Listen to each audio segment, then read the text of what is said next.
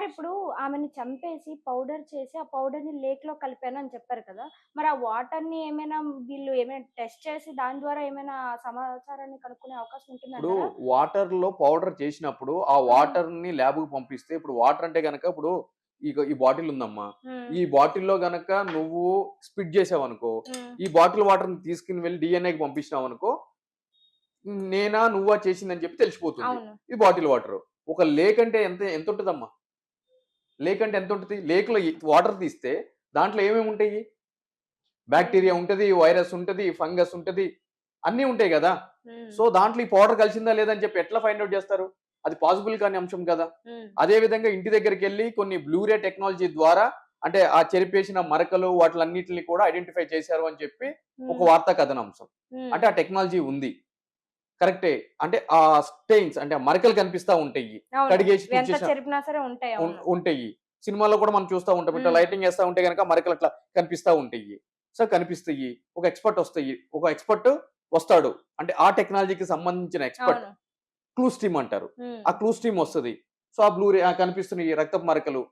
అయితే వాళ్ళేం చెప్తారు? అయి రక్తపు మరకలు కావచ్చు. మరే ఇతర మరకలైనా కూడా కావచ్చు. హ్మ్. అంటే ఇక్కడ కింద ఏదన్నా ఒకటి ఒక కర్రీనో లేదు అంటే ఒక ఆయిలో, ఒక బ్లడ్డో ఏదైనా కింద వేసి దాన్ని మొత్తం క్లీన్‌గా మనం ఫ్లోర్ అంతా క్లీన్ చేసేసినప్పుడు, ఒక డిటర్జెంట్ తోటో, లేదా సమ్ ఎక్స్‌వైజెడ్ కెమికల్ తోటో, ఆ బ్లూ రే టెక్నాలజీ చేసినప్పుడు అక్కడ మరకలు కనిపిస్తా ఉంటాయి. హ్మ్. అదే మరకలని ఎట్లా తెలియాలి? సరే రక్తం మరకలని చెప్పి అనుకుందాము. అవి మనిషి యొక్క రక్తమా? కుక్క రక్తమా? చేప రక్తమా? కోడి రక్తమా? మేక రక్తమా? కుందేలు రక్తమా? ఎవరి రక్తం అని చెప్పి ఎలా తెలియాలి? సో, ఫిజికల్‌గా అక్కడ ఏదైనా కనిపిస్తే దాన్ని తీసుకెళ్ళి ల్యాబ్‌కెళ్ళి టెస్ట్ చేసి చేస్తే అప్పుడు అర్థమైపోతది. ఈ బ్లడ్ ఎవరిది ఏంటి అని చెప్పని.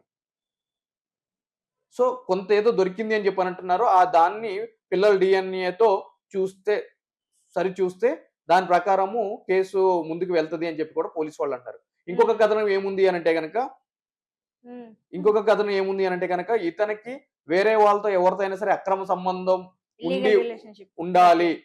దానికి సంబంధించి కొన్ని ఫోటోలు ఫోన్‌లో కనిపిస్తున్నాయి. అది కూడా ఒక కారణం అయ్యుండొచ్చు అని చెప్పి కూడా పోలీసుల కథనం ఉంది. హ్మ్. సరే అది ఏ కారణమైనా ఉండని. ఒక నిండు ప్రాణం ఈరోజు బలైపోయింది.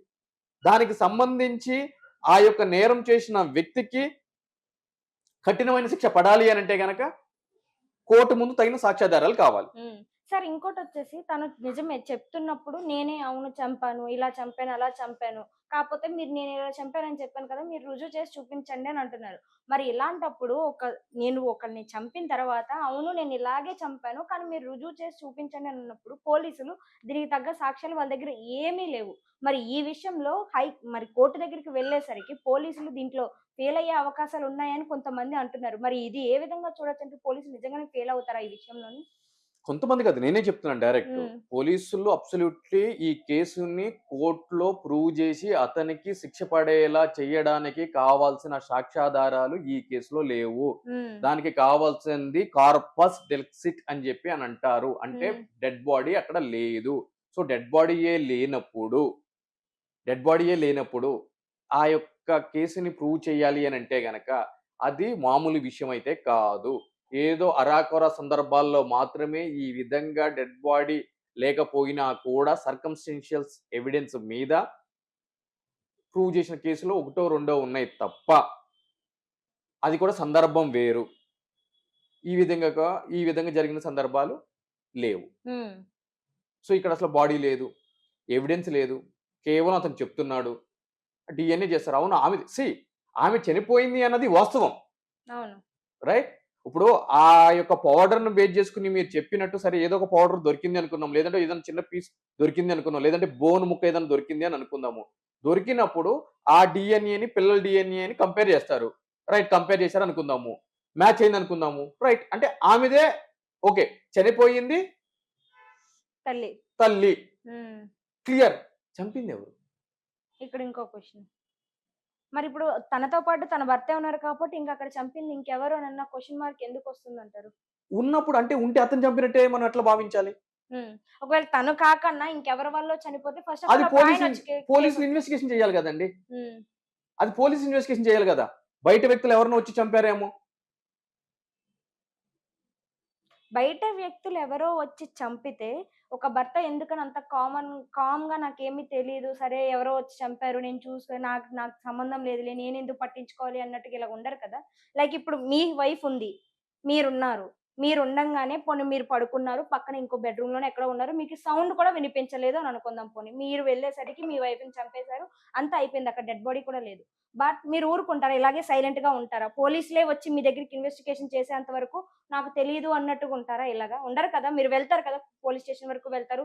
మీరొక లాయర్ కాబట్టి మీరు ఏ విధంగా దీన్ని సాల్వ్ చేయాలో మీ ఆలోచనలు మీరు ఇప్పుడు చేస్తారు. సమాజంలో చచ్చిపోయిన అన్నిట్లికి మనం అట్రిబ్యూట్ చేసుకుంటున్నాము అని అంటే గనక, హ్మ్. ఇప్పుడది మీరైనా, మీ హస్బెండ్ అయినా సరే, మీరు చచ్చిపోయినా, లేదంటే గనక మీ హస్బెండ్ మిమ్మల్ని చంపేసినా, హ్మ్. లేదు అనంటే గనక మీరు మీ హస్బెండ్‌ని చంపేసినా కూడా, ఇక్కడేంటి అనంటే గనక పరిస్థితులు ఏముంటాయి అనేది ఇక్కడ ప్రధానమైన కారణంగా మనం అంటే చూడాలి. పరిస్థితులు ఎలా ఉన్నా సరే, పరిస్థితులు కొంచెం బాగోలేదు అనేసి ఒక మనిషిని ఇంకో మనిషి చంపుకోవచ్చు అని అంటారు. చంపాడా? చంపలేదా? అనేది పోలీస్ ఇన్వెస్టిగేషన్‌లో తేలాల్సిన అంశము. హ్మ్. ఒక కెమెరా పెట్టుకొని, ఒక మీడియా పట్టుకొని, మేమే మొత్తం చేసేస్తాం మీడియా ట్రైలు అనంటే గనక, హ్మ్. అది నేటి ఈ కాలంలో చెల్లదు. మీడియాకు కూడా కొన్ని హద్దులుంటయి. హ్మ్. సో, ఎవడు అడిగేటోడు లేడు గదా! అని జెప్పి మేము ఇష్టం వచ్చినట్టు ప్రతి దాని మీద మాట్లాడతాము అనంటే గనక, కోర్ట్ నుంచి చెంపదెబ్బలు లెఫ్ట్, రైట్ పడతా ఉన్నయి. హ్మ్. కొన్ని ఛానెల్స్ అయితే మూసుకునే పరిస్థితి కూడా ఉంది. హ్మ్. సో, నేనిక్కడ ఏమంటున్నాను అనంటే గనక, ఒక క్రైమ్ జరిగినప్పుడు పైన చూసే స్క్రోలింగ్‌లు పట్టుకొని, మొత్తం మనకే తెలుసు అని జెప్పుకొని తిరిగి ఈ సో కాల్డ్ జర్నలిస్ట్‌లకి హ్మ్. చెప్పు దెబ్బలొకటి తక్కువైనయి. ఎందుకు హ్మ్. అనంటే గనక, ఫస్ట్ ఇటువంటి కేసుల గురించి మాట్లాడేటప్పుడు చట్టం ఏం చెప్తుంది? సెక్షన్ 106 ఏం చెప్తుంది? ఐపీసీ 302 ఏం చెప్తుంది? లేదు అనంటే గనక బిఎన్ఎస్ యాక్ట్ 103 ఏం చెప్తుంది? హ్మ్. ఇవన్నీ కూడా, ఇవన్నీ కూడా తెలుసుకొని, అంతకుముందు సుప్రీం కోర్ట్ జడ్జిమెంట్స్ ఏమున్నయి? సర్కమ్‌స్టెన్షియల్ ఎవిడెన్స్ అంటే ఏంటి?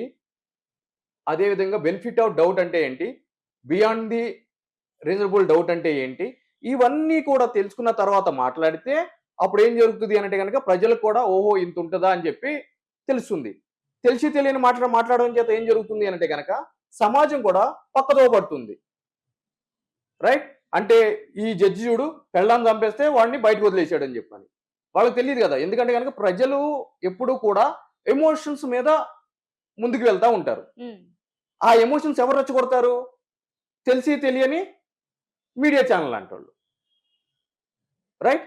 సో, ఒక నిజాన్ని సమాజానికి చేరవేసేటప్పుడు దాని నిజమేంటి? అబద్ధమేంటి? ఏముంది అని జెప్పని. సో, ఏ విధంగా తెలియజేయాలి? ఈ విధంగా ఆరోపణ ఉంది.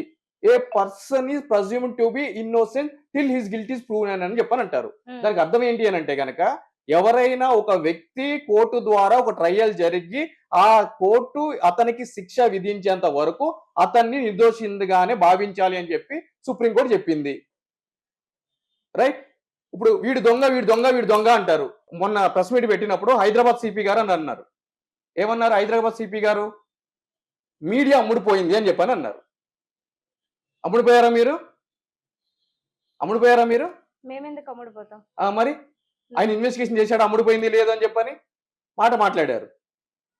రైట్? సో, ఇక్కడ ఏం చేయాలి అనంటే గనక ప్రాపర్ ఇన్వెస్టిగేషన్ అయ్యేంత వరకు కూడా దీన్ని ఆరోపణగానే భావించాలి. హ్మ్. సరే పోనీ ఆయనే చంపలేదు అని అనుకుందాం మీరన్నట్టుగానే మీ వాదన ప్రకారం. ఓకే. ఇప్పుడు చంపలేదని నేను చెప్పట్లేదు. సరే మీరు చెప్పట్లేదు, మేము నేను చెప్పట్లేదు. చెప్పట్లేదు. హ్మ్. అంటే చంపారు అని చెప్పి స్ట్రెయిట్ స్టాండ్ ఎట్లా తీసుకుంటారు అని అంటున్నా నేను. హ్మ్. పోలీస్ ఇన్వెస్టిగేషన్ కంప్లీట్ కాకోకుండా. హ్మ్. అది ఇన్వెస్టిగేషన్ కంప్లీట్ అయ్యి, చార్జ్ షీట్ అయ్యి, ట్రయల్ అయ్యేంత వరకు మీరు చెప్పలేరు, నేను చెప్పలేను. చంపుండొచ్చు, చంపకుండా కూడా పోయి ఉండొచ్చు. హ్మ్. ఎవ్వరు చంపకుండా ఒక మనిషి ఎక్కడికెళ్ళిపోయారని ఇక్కడ ఇంకో క్వెషన్ మార్క్ కూడా ఉంటుంది కదా! ఇప్పుడు మనిషి పోనీ చనిపోలేదు. సజీవంగానే ఆమె ఉంది. ఎక్కడ ఎవరు ఏమి చేయలేదని అనుకుంటే, ఆమె బతికి ఎక్కడొక్కడ ఉండాలి. దానికి తగ్గ ఆధారాలు కూడా దొరకాలి కదా! ఇప్పుడు ఒక మనిషి లేదు, ఆమె డెడ్ బాడీ లేదు అని అన్నప్పుడు, ఆమెతో పాటు ఎవరైతే ఉన్నారో ఆటోమేటిక్‌గా వాళ్ళనే అనుమానిస్తారు. ఇక్కడ మనం ఎంత ఆయన చంపారు అన్నా కూడా, చంపలేదు అన్నా కూడా ఎవరైతే ఉంటారో వాళ్ళని మాత్రమే సస్పెక్ట్‌గా తీసుకుంటారు. ఇక్కడ ఇంకొకళ్ళు ఎవ్వరిని తీసుకోవడానికి ఛాన్స్ లేదు. పోనీ పిల్లలు ఉన్న వాళ్ళతోని సో, పిల్లల్ని పాయింట్ ఔట్ చేసి పిల్లలున్నారు కాబట్టి వాళ్ళు చెప్పే సమాధానాన్ని కూడా కొద్దిగా లెక్కల్లోకి తీసుకునే అవకాశం ఉంటుంది. బట్ మీరన్నది కూడా పాయింటే. బట్ ఆయన చేశారో లేదో అనేది మనకు కూడా తెలీదు. బట్ ఇక్కడ లాస్ట్ అండ్ ఫైనల్ నా క్వెషన్ ఏంటంటే, ఒకవేళ ఆయనే చంపారు అని అనేసి ప్రూవ్ అయితే గనక, నార్మల్ గా ఒక మర్డర్ జరిగితే 302 ప్రకారం ఆ సెక్షన్ కింద తనకి ఒక శిక్ష అనేది వేశారు. బట్ ఇక్కడ ఒకవేళ నిజంగా తనే చంపుంటే గనక ఒక ఆఫీ తను ఒక గవర్నమెంట్ ఆఫీసర్ గా వర్క్ చేస్తూ దాంతో పాటుగా అతి కిరాతకంగా మనిషిని ముక్కలు ముక్కల కింద చేసి పిల్లలకి తల్లి లేకుండా చేసినందుకు తినకి ఏ విధంగా శిక్ష వెయ్యొచ్చు అంటారు? Rarest of the rare case కింద కోర్టు గనక భావించినట్లయితే గనక డెత్ పెనాల్టీ అంటే ఉరి శిక్ష విధించడం జరుగుతుంది. హ్మ్. ఆ విధంగా కాదు అని చెప్పి కోర్టు భావిస్తే గనక ఇది హ్మ్. Rarest of the rare case కాదు అని చెప్పి కోర్టు భావిస్తే అతనికి జీవిత కాలపు శిక్ష విధించవచ్చు. హ్మ్. లేదు అనంటే గనక 10 సంవత్సరాల శిక్ష విధించవచ్చు. హ్మ్. సో, ఆ యొక్క తీవ్రతను బట్టి, కేసును బట్టి కోర్టు వారి శిక్ష అనేది ఉంటుంది. ఒకవేళ ఇప్పుడు అతనికి శిక్షణ వేస్తే గనక, ఇప్పుడు మొగుడు పెళ్ళాలకన్నాక గొడవలనేవి అవుతూ ఉంటాయి. సో, ఒకరు ఎలాగో పోయారు. ఇంకొకరైనా ఉన్నారు కదా! సో, ఇప్పుడు వీళ్ళని కూడా శిక్షించడం వల్ల ఉన్న పిల్లలు కూడా రోడ్డు మీద పడతారు కదా! మరి వీళ్ళని కూడా కొంచెం తీసుకొని మరి దీన్ని ఇంకా వేరే వేరే విధంగా ఏమైనా మార్చడానికి అవకాశం సో, ఉండదంటారా? అటువంటి పరిస్థితుల్లో ఒకవేళ శిక్ష విధించినప్పుడు హ్మ్. వాళ్ళు కోర్టుని గనక ప్లీడ్ చేసుకుంటే, నాకు హ్మ్. పిల్లలున్నారు. వాళ్ళ యొక్క భవిష్యత్తు నాశనం అయితది. ఒక క్షణికావేశంలో జరిగాను అని చెప్పి ఓకే. అతను శిక్ష ఒప్పుకొని యాక్సెప్ట్ చేస్తే. చేసి శిక్ష హ్మ్. చేస్తే గనక దాన్ని పరిగణలోకి తీసుకోవడానికి కూడా కోర్టుకి పుష్కలమైన అవకాశాలున్నాయి. హ్మ్. దాని ప్రకారం శిక్ష తగ్గించడానికి. ఓకే. అంతే తప్ప శిక్ష పూర్తిగా వేయకుండా తీయడానికి ఉండడానికి కాదు. హ్మ్. శిక్ష అంటే మరణ శిక్ష విధిస్తున్నారనుకోండి, దాన్ని హ్మ్. జీవిత ఖైదు చేస్తారు. హ్మ్. అంత మాత్రాన అతను బయటకొస్తాడని కాదు. ఓకే. అవును. బట్ జైల్లోనే తన యొక్క శాశ్వతంగా ఉంటాడు. హ్మ్. తన ఓకే. జీవితకాలం.